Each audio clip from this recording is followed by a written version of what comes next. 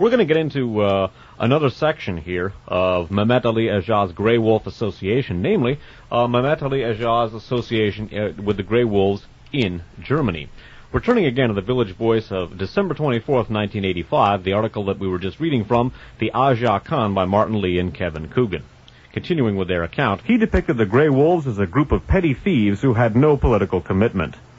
Cotley told the court that he had shared a house with Agha and had given him the gun in Vienna, but he insisted that Agha had acted alone.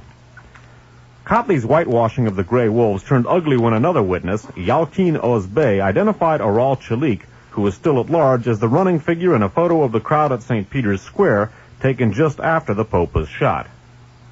Ozbey, a former Grey Wolf, was visibly shaken when Cotley threatened him 3 times in open court.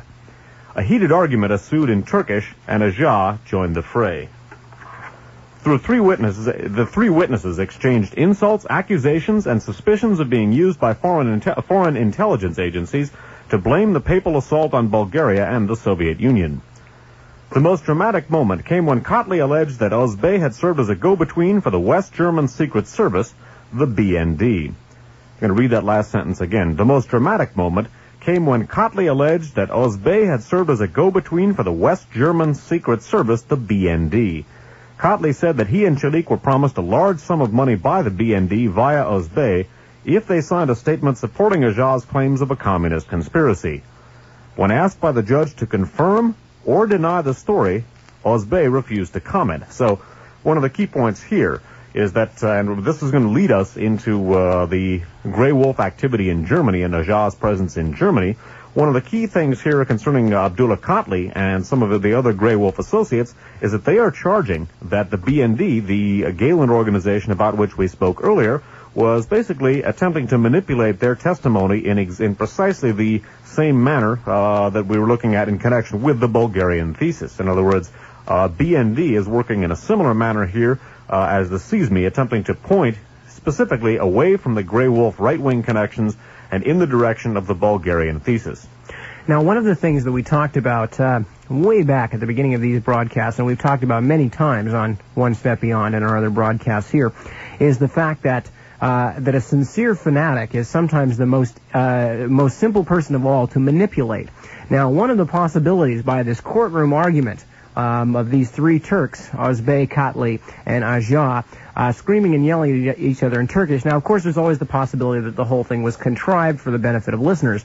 However, the possibility also presents itself that we may be beginning to find an insight into the assassination and the reasons behind the assassination. Now, we've already talked about the bizarre, embarrassing, and potentially fatal, obviously for many, mess that Italian politics and Italian business was in, specifically right-wing politics and right-wing business at about the time of John Paul II, the attempt on his life, because of the revelations, the pending revelations about P2 and the Vatican Bank and other things. Now, as a matter of fact, the Vatican Bank revelations had already been made, most of them. Now, it's quite possible at this point that, as we will see, that an assassination attempt on the Pope was already part of the ideological background of the Grey Wolves organization. But also the Grey Wolves organization was connected by very direct political links to a number of the people who had something to lose if John Paul II either A, garnered closer ties with the Eastern Bloc, or B, pursued the investigation into Vatican finances and other things that his predecessor had planned to. So perhaps what we are seeing here is a case of honest right-wing fanatics who had a Pope shooting on their ideological agenda, having been convinced to do it by certain parties for whom it was not a political thing in the sense of an ideological thing, but it was a very practical thing to do at that point in time. Anyway, but right now we're going to see a little bit about their actual ideological agenda. It's worth noting again now, as we come into BND connections here, or allegations of BND connections, that Ruzi Nazar was not only a Nazi, but affiliated with the anti-Bolshevik Bloc of Nations in WACL. That group is not only very close to U.S. intelligence, but also the Galen organization as well. Witness Radio Free America numbers 14 and 15. Okay, now we're going to read a little section here from Covert Action Information Bulletin. Again, this is the spring 1985 issue. otherwise known as issue number 23. Now, before the section we're going to be reading, they mentioned that right after he escaped from jail, after killing the editor of Milliyet, Abdi Ipeki, that Mehmet Ali Agha sent a letter to Milliyet threatening to kill Pope John Paul II, who was about to visit Turkey. Now, obviously, that killing did not take place, and in fact, no attempt took place. But the idea had been filed. Now, whether it had been filed in the mind of Agha, which he then sent it in a letter to Milliyet, or whether somebody else noticed that and said, hey, we have connections into these gray wolves, maybe we should utilize them, we'll leave that up to you. However, then after his escape from prison, Agha led a very interesting life for a while with a lot of twists and turns, which we're going to follow. At this point, Agha's life as a fugitive began. Wanted by Turkish authorities and Interpol, Agha nevertheless moved with apparent ease through some dozen countries in the 18 months separating his prison escape from his assignation with the Pope in May 1981. Throughout this time, Agha was rarely outside the Grey Wolves network and was frequently in contact with the Malatya gang. After murdering the informer who had tipped off police to his whereabouts, Agha was taken by the Grey Wolves to Iran to hide out. Some months later, he returned to Turkey and, aided by a false passport provided him by Grey Wolves members, he was smuggled into Bulgaria and through that country to Western Europe. We just might mention parenthetically that we've already talked about the fact that Stiebaum had set up their particular Guns for Drugs network going from Lebanon and the Middle East through Bulgaria into Western Europe. So that was the Stiebaum route that Mehmet Ali Agha was following into Western Europe. Arriving there in the fall of 1980, Agha narrowly escaped the military coup which took place in Turkey in September, and which forced many Grey Wolves underground or into exile abroad. Thus, the Malatya gang soon followed Agha to Western Europe, where they sought shelter among the Grey Wolves network in the large Turkish immigrant communities of Switzerland and West Germany. In fleeing from Turkey, Agha was not abandoning the Grey Wolves network so much as seeking the shelter of its exterior branches. The Nationalist Action Party and the Grey Wolves had recruited for many years among the millions of Turkish men who left their country to work in Switzerland, West Germany, or other European countries for a year or a few years before returning home.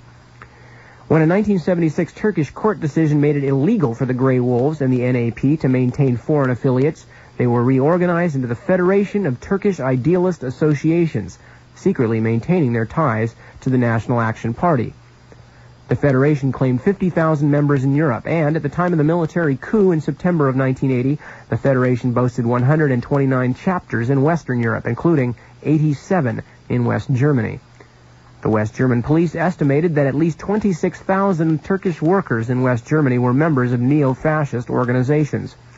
Another report estimated that there were 200 conservative Islamic centers in West Germany, and the New York Times cited, quote, recent documentation by West Germany's Labor Federation, which pointed out strong anti-Western, anti-Semitic, and anti-Christian currents in the Islamic Center's publications. This network of right-wing Turkish organizations sheltered Agha between the time he left Turkey and the day he shot the Pope. Musa Serdar Çelebi, the head of the powerful Frankfurt branch of the Federation and a leader of the Federation's activities in Western Europe, has been indicted for aiding Agha and arranging to pay him money. Omer Bashi, a Grey Wolves militant in Switzerland, has been indicted for delivering a gun to Agha in Milan, and the gun was obtained from Horst Grillmeyer, a right-wing gun dealer based in Austria. In short, Agha was a Grey Wolves militant, and up to May 13, 1981, all his contacts, for which there is independent evidence, lead straight to the Grey Wolves. Okay, before we sum up this article, we just want to mention broadcasting from Foothill College. This is KFJC, Los Altos Hills. Okay, now again, apparently in some shape or form, the idea of shooting the Pope had passed through the mind of Mehmet Ali Agha. Now, in normal situations, that would be advanced as evidence of a lone nut assassin. However, as we have seen, Mehmet Ali Agha has at no time in his entire career performed the actions of a lone nut. In fact, probably at the direct behest of the Grey Wolves and elements affiliated to them, he shot the editor of Milliyet. He was allowed to basically walk out of Turkish military prison. After he walked out of the Turkish military prison, with help, obviously, he sent a letter to Milliyet, the newspaper, saying that he was going to shoot the Pope when the Pope showed up in Turkey. Although he didn't do this, he began a long peregrination that led him down the entire Stiebaum pipeline, and again, Stiebaum intimately connected to the Western intelligence services as well as to those right-wing factions in Italy who had the most to lose if any of the investigations into the Vatican bank finances and various right-wing political machinations were revealed. So Mehmet Ali Agha moves right down the Stiebaum pipeline, winds up in Western Germany, all the time in contact with various Grey Wolf neo-fascist network holdings, and winds up in West Germany, at which point another Grey Wolf gets the gun for him from Horst Grillmeyer, a right-wing Austrian gun dealer. Who was a lot more than just right-wing, as we're going to see in a couple of minutes. As we're going to see, gives it to Mehmet Ali Agha, who winds up in St. Peter's Square May 13th of 1981 and shoots Pope John Paul II. Okay, now remember Horst Grillmeyer, because again, we're coming back to him in just a second. It's worth noting that there are indications that the elements of the National Action Party and the Grey Wolves in particular are sanctioned by elements of the German authorities, specifically in order to sort of act as strong-arm personnel to keep some of the so-called Turkish Gastarbeiter, the Turkish guest workers, in line.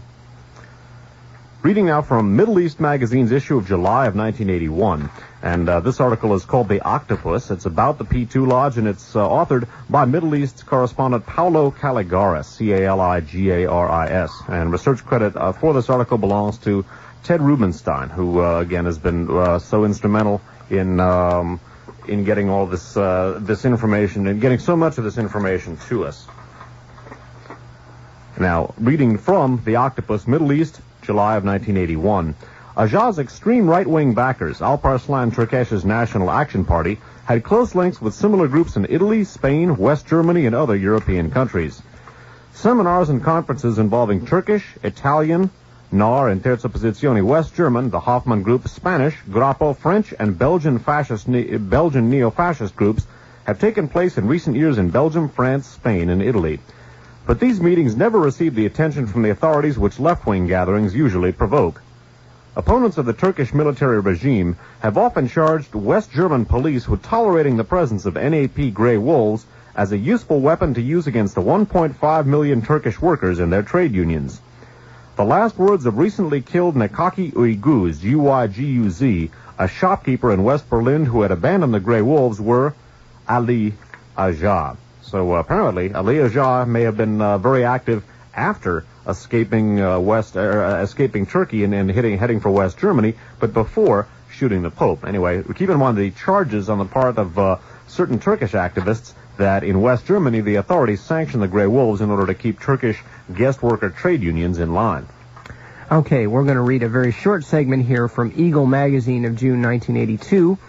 By the way, Eagle is a mercenary trade publication similar in scope and function to Soldier of Fortune. Similar in scope and fortune to Soldier of Function magazine. You get the general idea. The article is entitled Who Shot the Pope? It was written by John D.E.E. And this is just a short segment.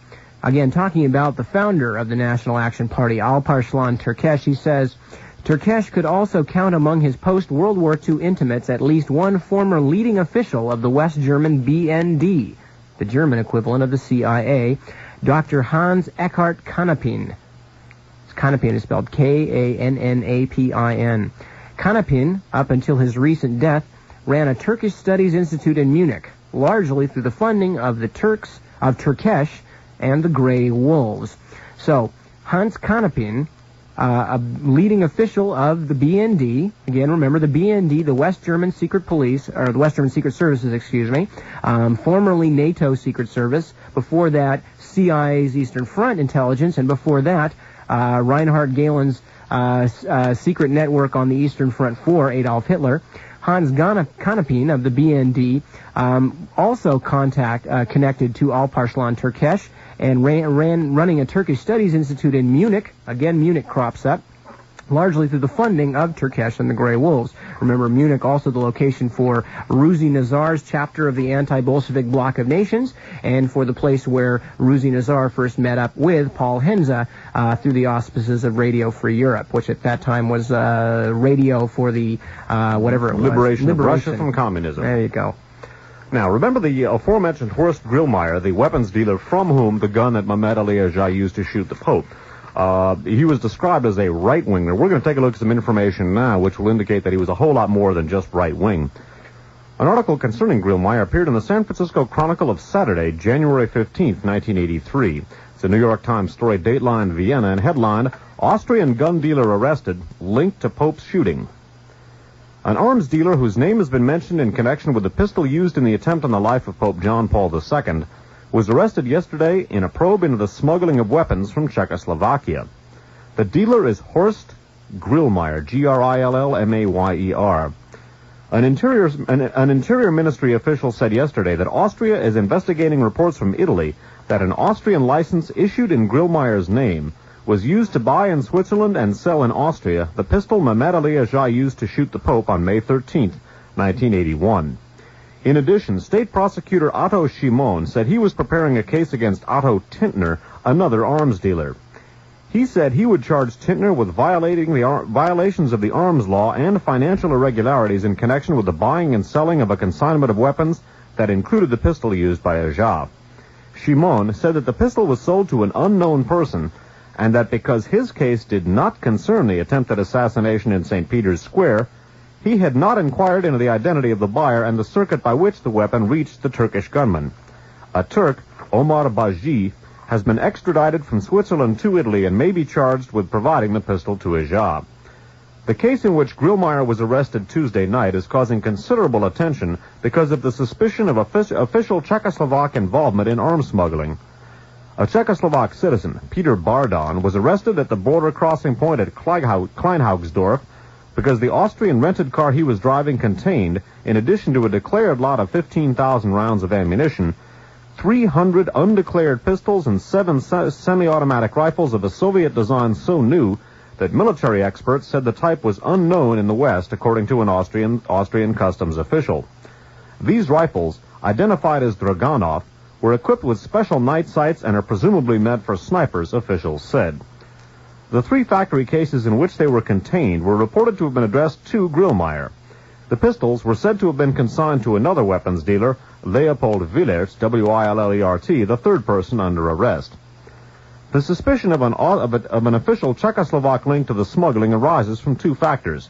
The first is the exceptional status enjoyed by Bardon. Czechoslovakia puts severe limits on the free movement of its citizens and has usually required Czechoslovaks whom it allows to live abroad to give up their citizenship and never return even for visits. But Bardon, who holds no official Czechoslovak job, has been allowed to take an Austrian residence permit and frequently visit Czechoslovakia for unknown reasons. The second reason is the official incredulity that in a tightly controlled country, Bardon could acquire, apparently in the Prague area, such quantities of weapons and transport them through the country and across the border. Czechoslovak customs inspection, even of ordinary tourists, tends to be meticulous. Cars are usually searched with painstaking care and great loss of time. Austrian customs official, usually casual, were said to have become suspicious when they observed the ease with which a car carrying a cleared cargo of ammunition was passed by the Czechoslovak border officials. So, summing up that article that we just looked at, the gun which Mehmet Ali Agha used to shoot the Pope was brought into Austria by an arms dealer named Horst Grillmeyer in conjunction with a bunch of Soviet-manufactured sniper rifles containing scopes. Now, apparently, the individual here who's bringing the weapons in from Czechoslovakia is the same person who's bringing the gun for Mehmet Ali Agha. Now, the clear implication of the article just read here. Go ahead. Oh, I just want to mention, I think that we want to keep these separate. Now, this is a recent thing with the Czechoslovakian weapons, and that he brought because this is 83, and this had just happened, I believe, and that Grillmeyer was responsible for bringing in the pistol for Mehmet Ali Agha, but this is something he had just been arrested for just before this article was published. Oh, okay, but I basically misspoke myself. Okay, the point being here that the Austrian arms dealer who brings in the Pope's pistol, the Agha's pistol used to shoot the Pope, is also involved here in a Czechoslovakian arms smuggling case. Now, the clear implication here is that he's working for the Soviet bloc authorities. The obvious implication has been here that this was done with Soviet complicity, and we're going to learn a little bit more about it. Now, remember, this is Horst Grillmeyer, the fellow who brings in the Pope's shooting. I was confusing the two, the Pope's pistol, I was confusing the two cases here. Later on, he's involved in arms smuggling from the East. The point being here that the tone given this article clearly implies that the man who was bringing in the pistol was working for the East Bloc. That's the East Bloc overtones here in connection with the Pope shooting is the clear implication of the article. And this is going to provide a fascinating insight not only to the Mehmet Ali Agca case itself, but as we'll see in a moment, it's going to make some suggestions about some other things, and we'll discuss those in a moment. This next article is out of the Times of February 8th, 1983.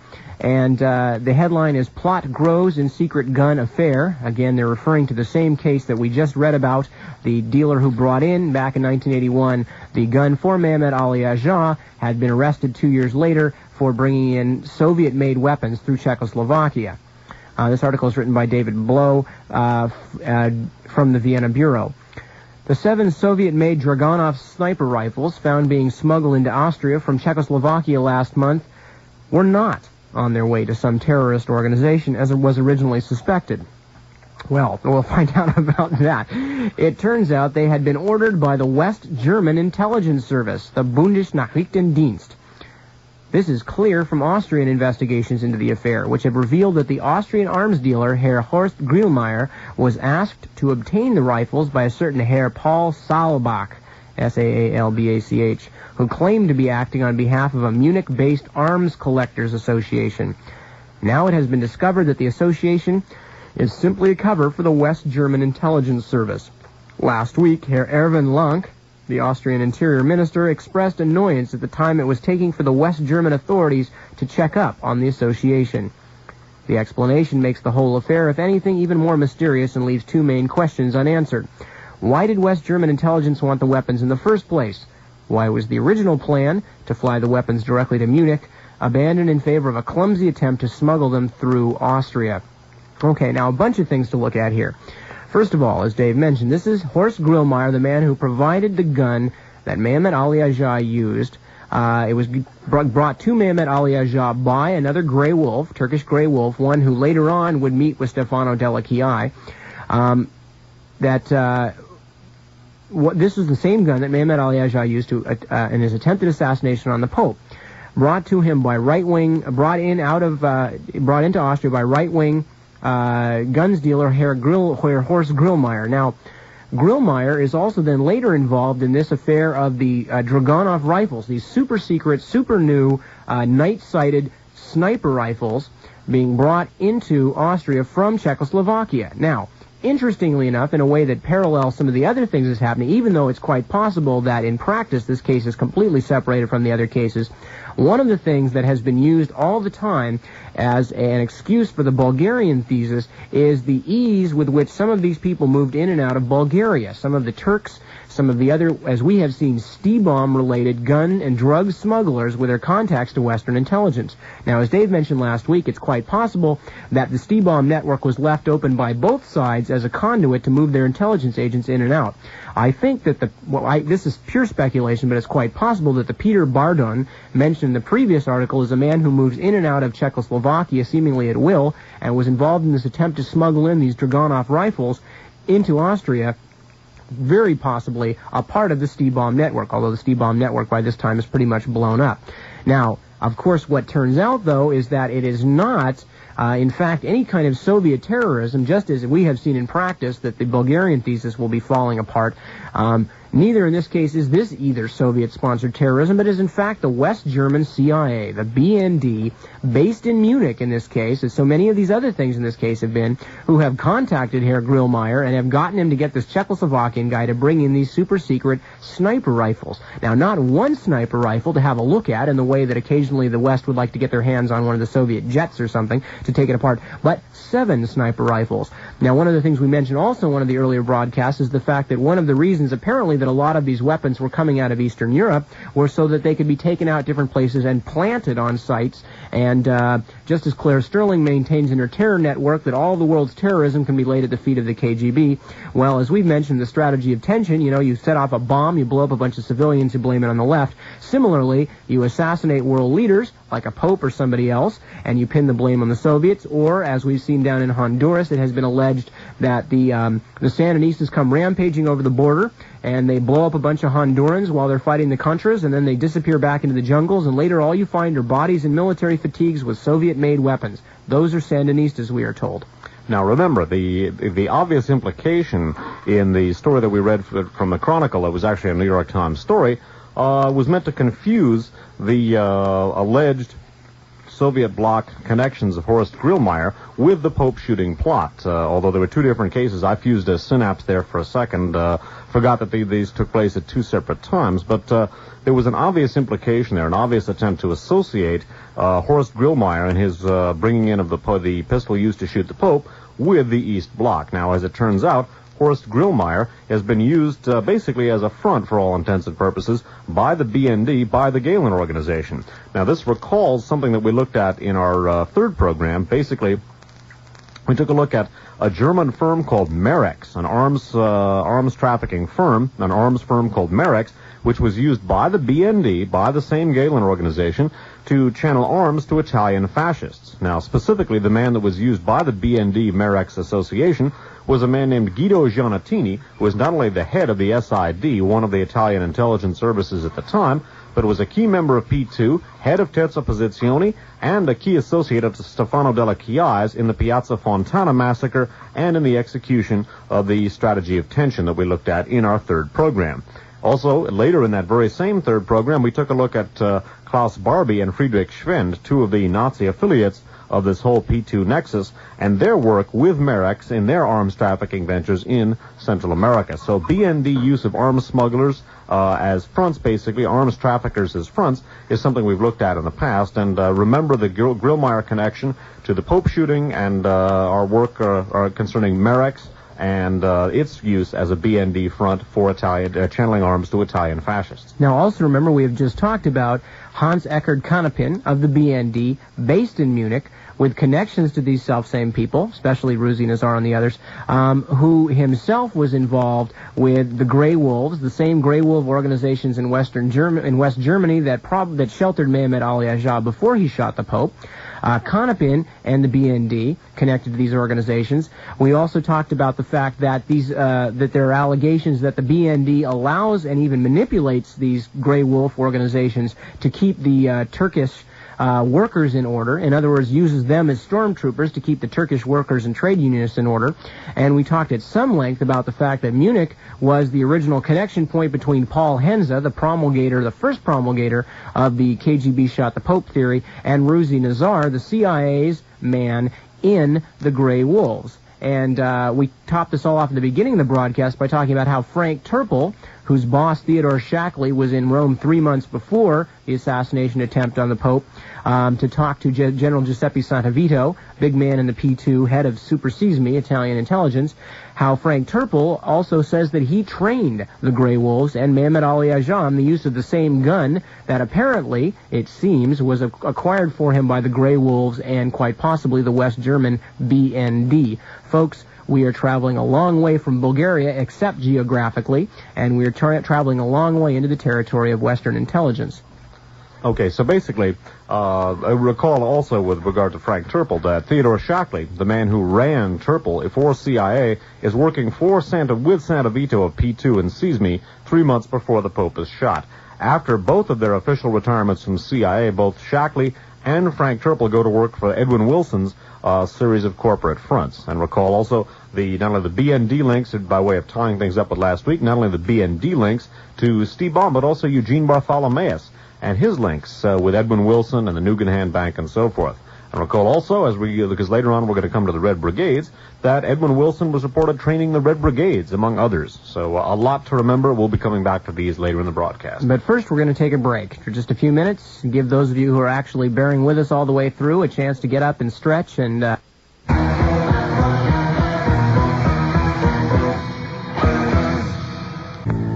And we're back. And that was Sparks with Propaganda and Robin Hitchcock with the Sleeping Knights of Jesus. And while we're talking about the Sleeping Knights of Jesus, we're going to talk a little bit for a while about the Knights of Malta. And what we're going to be doing is playing 2 Hard Rain tapes for you from February of '83, featuring Dave Emery. These tapes originally were aired as part of his, what was then a massive attempt to bring in all the elements together of the assassination attempt on the Pope, which at the time defeated even Dave's noble efforts, and now we're trying it again, folks. So we're going to bring these 2 segments in on the Knights of Malta, and the purpose and where they fit into all this will be revealed anon. So right now, 2 segments originally aired on Hard Rain in February of 1983, having to do with the Knights of Malta and the Mediterranean merry-go-round.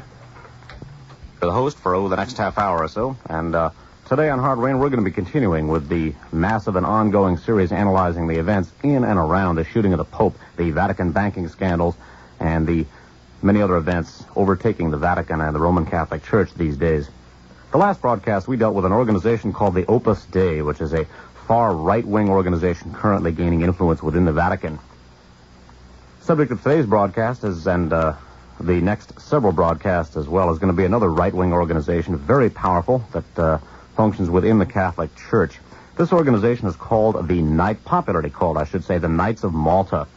The formal name for this organization is the Sovereign Military Order of Malta, and hitherto we're going to be referring to that by its abbreviation SMOM.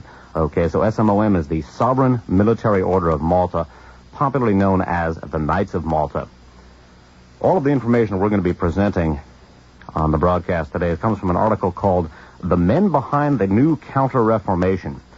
That article was authored by Kevin Coogan, his last name Coogan. The article was published in a newsletter handed out to investigative reporters called Parapolitics. Parapolitics is edited by Jonathan Marshall. Marshall's the former editor of Inquiry magazine, and he currently is writing editorials for the San Jose Mercury News here in the South Bay. And once again, this article called The Men Behind the New Counter-Reformation by Kevin Coogan in Parapolitics issue number 6. We're going to begin the broadcast today by taking a look at the thoughts concerning the connection between the Protestant Reformation and communism, those thoughts coming from a man named Professor Luigi Getta of Catholic Action. We're then going to take a look at what Coogan feels is the worldwide rise of right-wing Catholic power. Following that, we're going to take a look at the Sovereign Military Order of Malta itself. The SMOM is the military wing of the church. It was formed during the Crusades. Following that, we're going to take a look at some of the key American members of the SMOM. American SMOM members include present CIA Director William Casey, former CIA Director John McCone, both William and James Buckley, and a number of other people. And as I say, we're going to be talking about that and during the course of this broadcast. That is to say, some of the key members of the American government and business community who are members of the Knights of Malta. Following that, we're going to take a look at some fascinating information concerning just what the Knights of Malta involves. Basically, any member of the Knights of Malta is considered by more than 40 different countries to be a member of a separate state. Okay, the Knights of Malta are believed to be a separate state are considered by more than 40 different countries. We're going to take a look at the influence within the Reagan administration of a number of right-wing Catholic figures, including former National Security Advisor Richard Allen, present National Security Advisor William Clark, and General Vernon Walters, former Deputy Director of the CIA, and currently one of the linchpins of the Reagan administration's Central American policy. After that, we're going to take a look at the recent inclusion in the Knights of Malta of former Secretary of State Alexander Haig. We're also going to take a look at Coogan's observations on possible anti-Soviet brinksmanship by members of this organization. Next, we're going to take a look at the inclusion or the induction into the Knights of Malta and the granting of a very high Knights of Malta award to none other than Reinhard Gehlen, Hitler's chief of intelligence for the Eastern Front, who served the same function for both the CIA and NATO and went on to become chief of all German intelligence for the Federal Republic following the war. We're also going to take a look at the influence of the Sovereign Military Order of Malta upon the anti-communist witch hunts of Joe McCarthy, Senator Joe McCarthy, and some interesting information about that. We're also going to take a look at the presence in the Knights of Malta of a man named Tom Bowen, a law partner of Roy Cohn, intimate of McCarthy's, and also a mafia lawyer, also identified by the Torbett document as a key individual involved in the funding of Permindex, identified by the Torbett document as one of the central organizations involved in the assassination of John Kennedy. We're also going to take a look at the role played by Mr. Boland's law firm in New York City politics. The law firm of Sachs, Bacon, and Boland basically represents the Archdiocese of New York and its right-wing cardinal, Cardinal Cook. The last piece of information we're going to look at on the broadcast concerns basically the role of the Sovereign Military Order of Malta's Cardinal Spellman, one of the sort of spiritual guiding lights of that organization during the mid-20th century in this country. We're going to take a look at Spellman's role in American politics, specifically his role in the Vietnam War, his role in getting Diem appointed president, and we're going to take a look at some of the profound policy differences between President John Kennedy and his brothers and the Sovereign Military Order of Malta. Well, we're going to begin, as I say, by taking a look at a quote here from Professor Luigi Jeddah, the key figure in an organization called Catholic Action, and, well, just what his significance is for us, we're going to be talking about in a minute. Once again, all of the information on this broadcast comes from an article from Parapolitics newsletter edited by Jonathan Marshall. The author of this article was Kevin Coogan. Its title is The Men Behind the New Counter-Reformation. Coogan begins his article with some observations by Professor Luigi Jeddah of Catholic Action, and Jeddah's thoughts here concern what he feels is the direct connection between the Protestant Reformation and the formation of communism. Professor Jeddah writes as follows. 4 centuries ago began that laceration of Europe from which we suffer to this day, and it was the Reformation that worked it. Look at what has taken place as the years unfolded. Protestantism means religious liberalism. It did not take this religious liberalism long to become political liberalism, the liberalism of the French Revolution, which did not express the Christian concept of liberty, but that of a self-styled liberty, a liberty of doing everything and anything that is actually license. After reaching power, liberalism kept saying, laissez-faire, laissez-passer. Then, you see, the social question became more and more sharp, and the early romantic socialism of the last century was born as an instrument for common defense. But this romantic socialism has matured. It has become the advocacy of the dictatorship of a class. It has become a political system, communism. As you see, there is a fatal logic to error. You see how tightly interwoven are the transformations in thought and the transformations in social conditions. Over the centuries, today's communism has descended from the Protestant Revolution. I would add there that Professor Jeddah's statement that there is a fatal logic to error contains a considerable amount of probably unintentional irony. At any rate, keep in mind Professor Jeddah's thoughts here, because although this might seem a little amusing to you, and the thought of an organization like the Knights of Malta wielding a great deal of influence within our government may seem sort of bizarre, his thoughts are not as irrelevant as they might appear at first, and the Knights of Malta, as arcane an organization as it might appear, is certainly not the subject for laughter. Those of you who find yourself so inclined may want to put your laughter and amusement on hold till you hear something about the organization and some of the people involved in it.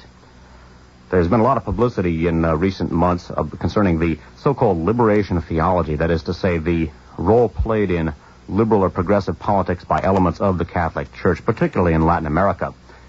Kevin Coogan, in his article here, The Men Behind the New Counter-Reformation, takes note of that and notes that something which has gained far less publicity is the fact that alongside of this liberalizing influence within the Church has been an opposite motion, a motion to swing the Church to the right, and that this has been at least this right-wing or fascistic drift within the Catholic Church has been at least as evident and at least as important and far less publicized than the liberalizing trend and elements. Coogan goes on to describe this and then basically locates the center for this right-wing swing within the Catholic Church as the Sovereign Military Order of Malta. Now, Coogan goes on to describe the Knights of Malta and point out essentially that the Knights of Malta was the military wing of the Catholic Church, a Vatican order set up during the Crusades and dating back roughly 1,000 years. Coogan writes as follows. To understand the rise of right-wing Catholic power worldwide, it is necessary to clearly identify the heart of the beast. That is an organization called the Sovereign Military Order of Malta, or SMOM, a Vatican order which has been in existence for almost 1,000 years. Better known as the Knights of Malta, this organization began as the military arm of Catholic power at the time of the Crusades. Ever since that time, the Knights of Malta have been in the leadership of the right-wing Catholic aristocracy of Europe in the crusade against secularism, Protestantism, communism, or any other form of social organization which threatens the power of the Catholic nobility. It is no accident, then, that Professor Luigi Gedda, longtime head of Catholic Action, became a member of the Sovereign Military Order of Malta in 1948. Professor Gedda is the gentleman whose thoughts concerning communism and its relationship to the Reformation we read you just a second ago. We're going to talk some more about him in just a minute.